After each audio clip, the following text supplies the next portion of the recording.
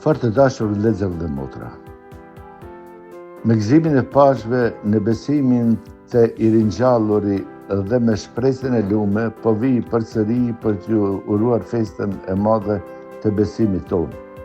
Pashkën e Zotit tonë Jezu Krishtit, që na mbush me dashuri, shpresë dhe gëzim.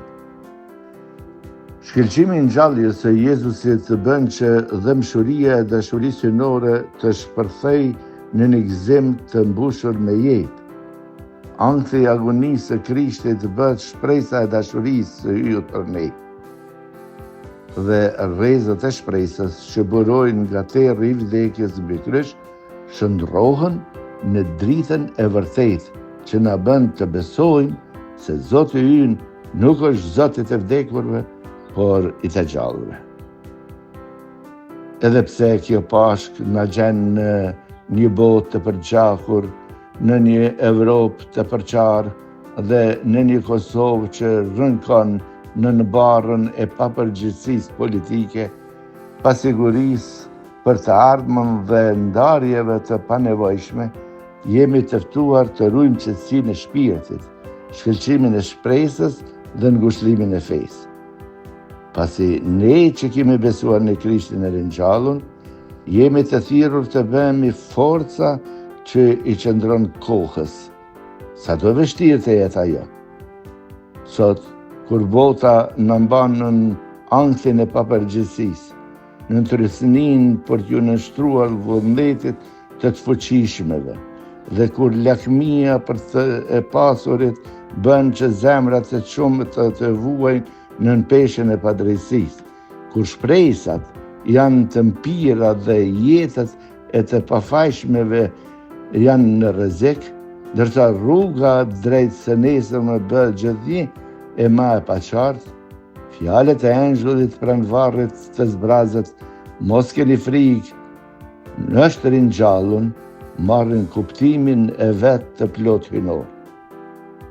Pashkët nuk janë thjesht një datë kalendarike apo një zakon që përsëritet çdo vit, por një ndodhi në jetën tonë, që trondit rendin e gjërave, një përmbysje e logjikës së kësaj bote dhe një rilindje e vazhdueshme që buron nga pagëzimi me ujë e shpirt shenjtë, që na bën të ndryshojmë nga brenda e të jemi të qëndrueshëm ose të pathyeshëm nga jashtë.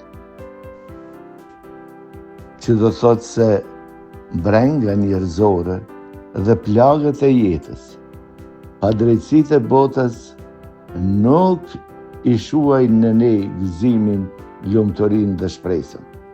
Pasi i ringjalluri me shpirtin hynor na ka bërë të aftë t'i përngjajmë atij, t'i përgjigjemi urrejtjes me dashuri, ta përballojmë vujtjen e trupit pa lënduar gëzimin e shpirtit.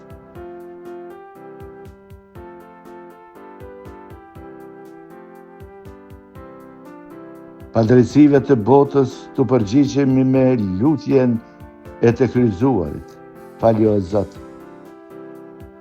dhe të mbetemi besnik të vërtetës deri në vdekje, duke besuar se me të ringjallurin ne nuk vdesmi, por jetojmë për amshim.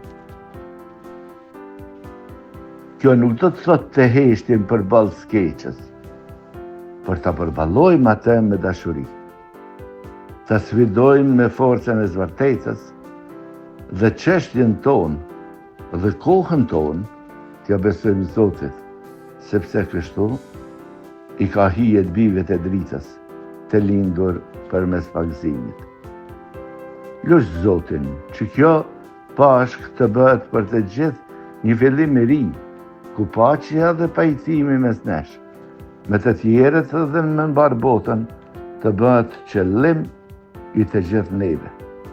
Sidomos për ata që mbajnë përgjegjësi shoqërore, politike e ushtarake, të cilët duhet të çlirohen nga urrejtja, cinizmi dhe mentaliteti i vetë mjaftueshmërisë.